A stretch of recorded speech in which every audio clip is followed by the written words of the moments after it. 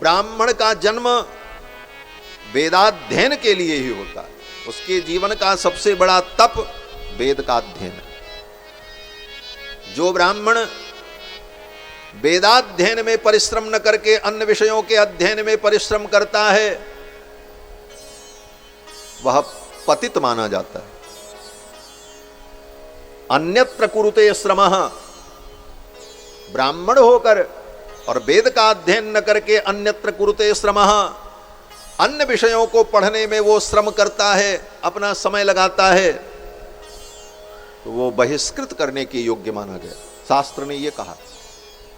तो आज कितने लोग वेद पढ़ते, कहने के लिए ब्राह्मण में नाम के आगे कोई लिखते हैं त्रिवेदी, और एक वेद का एक मंत्र भी नहीं मालूम, और लिखते क्या है?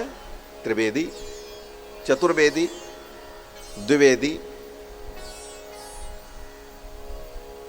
तिवारी, त्रिपाठी।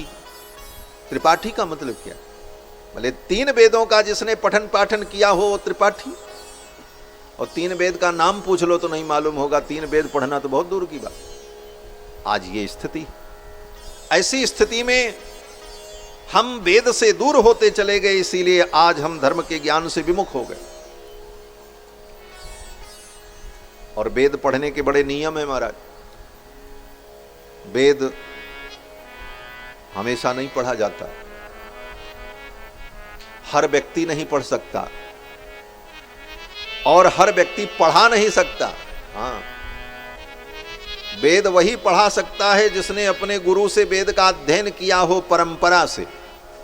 आप बाजार से कोई वेद की किताब लेकर के आओ और पढ़ लो अपने से, वो वेद नहीं माना जाता जब तक उसको गुरु के मुख से न पढ़ा जाए।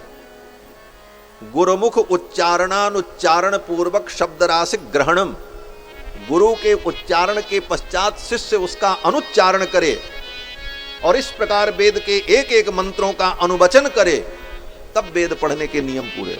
हम लोगों ने इसी प्रकार पढ़ा है, आज भी ऐसी परंपराएं हैं। धर्म सर्वथा लुप्त नहीं है। हाँ, ये जरूर है कि धर्म की ग्लानि होती है कलयुग में, लेकिन सदा के लिए धर्म का निर्मूल हो जाना, बोले ऐसा नहीं होता। आज भी काशी में, अयोध्या में, तीर्थों में वेद की पढ़ाई होती। तो गुरु जी के सामने बैठकर उच्चारणानुच्चारण पूर्वक उन मंत्रों को ग्रहण करने की ये विधि है शास्त्र की। और कौन पढ़ सकता है? बोले जिसका यज्ञोपवीत संस्कार हो जाए। ब्राह्मण का ही बालक हो लेकिन उसका यज्ञोपवीत नहीं हुआ है तो वेद नहीं पढ़ सकता। क्षत्रिय का बालक हो, यज्ञोपवीत संस्कार नहीं हुआ तो वेद नहीं पढ़ सकता। इसीलिए राम जी वेद पढ़ने कब गए गुरुकुल में? गोस्वामी जी कहते हैं कि जब ही कुमार भये सब भ्राता, दीन जनेऊ गुरुपितु माता, माता पिता ने उनका यज्ञोपवीत संस्कार किया और उसके बाद बोले तब बोले गुरु गृह गए पढ़न रघुराई, अल्पकाल विद्या सब आई। तब गुरुकुल में जाकर के वेद का अध्ययन किया। कहने का तात्पर्य कि यज्ञोपवीत संस्कार के बाद वेद पढ़ने का उसे अधिकार होता है और तभी वो वेद पढ़ सकता है। इसीलिए स्त्रियों को वेद पढ़ने का निषेध किया गया। स्त्री वेद नहीं पढ़ती। क्यों? बोले स्त्री का यज्ञोपवीत संस्कार नहीं होता। स्त्री के लिए यज्ञोपवीत संस्कार का शास्त्र में विधान नहीं है, इसलिए स्त्री को वेद पढ़ने के लिए अनुमति नहीं दी गई। इसीलिए गुरुकुल में जाकर के कोई स्त्री वेद नहीं पढ़ती है, आज तक का इतिहास है। कभी किसी स्त्री ने वेद पढ़ा हो गुरुकुल में जाकर? राधा ने पढ़ा हो, रुक्मिणी ने पढ़ा हो, सीता ने पढ़ा हो, कहीं लिखा हो? कहीं नहीं। लेकिन आजकल कुछ नास्तिक संस्थाएं हैं जो स्त्रियों को भी जनेऊ पहना करके उनको भी वेद पढ़ने का नाटक करवाती हैं। ऐसी संस्थाएं अधर्म का विस्तार कर रही हैं, क्योंकि ये कलयुग है। हम तो सनातन धर्म की बात करते हैं जो अनादि और नित्य धर्म है। तो कहने का तात्पर्य कि वेद पढ़ने के ऐसे कठोर नियम हैं, कौन पढ़ सकता है, किस परिस्थिति में पढ़ सकता है। आप वेद पढ़ते रहो, गुरुजी पढ़ाते रहे और शिष्य पढ़ता रहे, उसी समय बादल गरजने लग जाए, बिजली चमकने लग जाए, बोले वेद की किताब बंद कर दी जाती, पुस्तक बंद कर दी जाती, अनध्याय हो गया। क्यों? बोले प्रकृति विचलित हो गई, इसलिए अनध्याय हो गया, पाठ नहीं होगा। अब जब वर्षा समाप्त हो जाएगी, बिजली का चमकना बंद होगा, बादल का गरजना बंद होगा, तब वेदाध्ययन। गुरु शिष्य पढ़ रहे हो, गुरुजी सामने बैठे हों, शिष्य इधर सामने बैठ करके पढ़ रहा हो और उन दोनों के बीच से कोई व्यक्ति निकल जाए, उन दोनों के बीच से चाहे कुत्ता बिल्ली चूहा कोई जीव पार हो जाए, अनध्याय हो गया, अब पढ़ाई नहीं होगी, बंद, अब बाद में होगी। क्यों? बोले मुहूर्त बिगड़ गया। इतने सारे कठोर नियम हैं वेद पढ़ने। और इतना ही नहीं, जिस दिन गुरु ने श्राद्ध किया, शिष्य के घर में श्राद्ध हुआ, उस दिन वेदाध्ययन नहीं होगा। और भी अनेकानेक नियम है, सूतक होगा तब वेदाध्ययन नहीं होगा। इन सारे नियमों का पालन करते हुए तब वेद का अध्ययन करते हैं और तब वेद को पढ़ने के बाद तब उसके तत्व को, अर्थ को समझते हैं। इतना करने में पूरा जीवन लगता है। इसीलिए ब्राह्मण का पूरा जीवन इसी काम के लिए मिला है। ब्राह्मणस्य शरीरोयम क्षुद्र कामाय नेष्यते। महर्षि कहते हैं कि ब्राह्मण का शरीर क्षुद्र काम करने के लिए नहीं मिला है, छोटे छोटे काम करने के लिए नहीं मिला कि फैक्ट्री चलाओ, दुकान चलाओ, कंपनी चलाओ, व्यापार करो, इन कार्यों के लिए ब्राह्मण का शरीर नहीं है। क्षुद्र कामाय नेष्यते। तब बोले ब्राह्मण का शरीर तो इसलिए मिला है कि जीवन में सूखी रोटी खाकर, दुख सहन करके भी वेद का अध्ययन करो, धर्म की रक्षा करो, ये ब्राह्मण का जीवन। इन कारणों से ही ब्राह्मण सारी दुनिया में सम्मानित और पूज्य था, क्योंकि उसके जीवन में त्याग था, धर्म की रक्षा उसके जीवन का मूल उद्देश्य था। आज उस उद्देश्य से ब्राह्मण भटक गया, इसीलिए समाज का भी पतन होना प्रारंभ हो गया। जो धर्म का उपदेश करने वाले थे वही धर्म भ्रष्ट हो गए, धर्म से विमुख हो गए।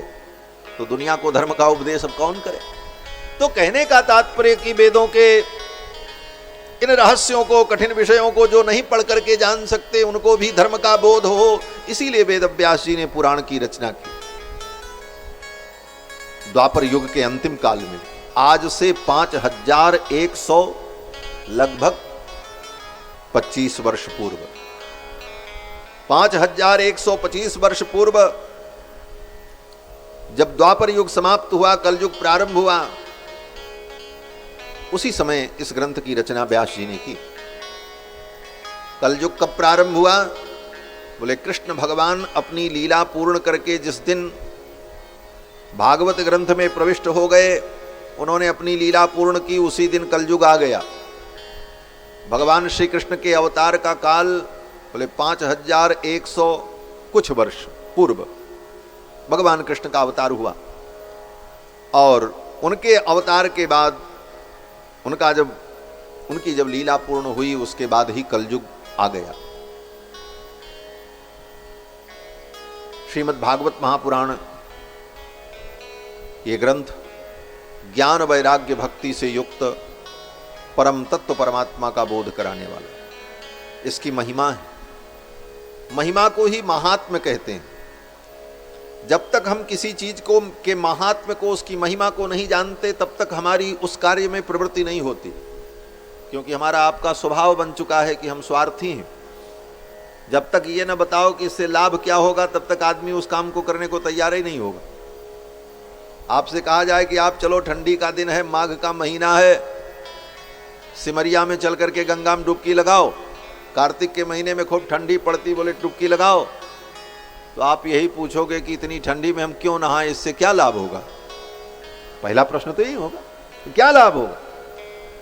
तब सामने वाला व्यक्ति कहेगा, भाई गंगा में स्नान करोगे तो गंगे तव दर्शनात् मुक्ति ही, गंगा के तो दर्शन मात्र से मुक्ति हो जाती है, और गंगा जल में स्नान करोगे तुम्हारा तन पवित्र हो जाएगा, गंगा जल पान करोगे तुम्हारा अंतःकरण पवित्र हो जाएगा, और गंगा भगवान के चरण से समुद्भूत हैं।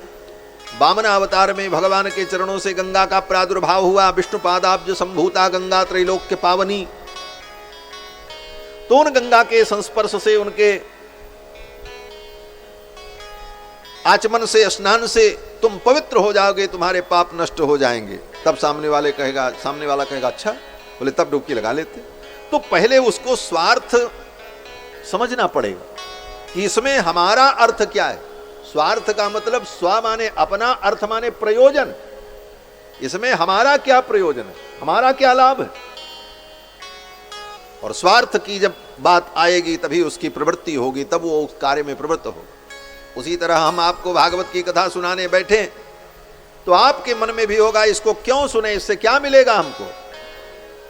और जब हम बता देंगे कि इसको क्या मिलेगा, इसके सुनने से इसका फल क्या है, तब आपकी प्रवृत्ति दृढ़ हो जाएगी, तब जरूर सुनेंगे। इसी को कहते हैं महात्म्य, महिमा।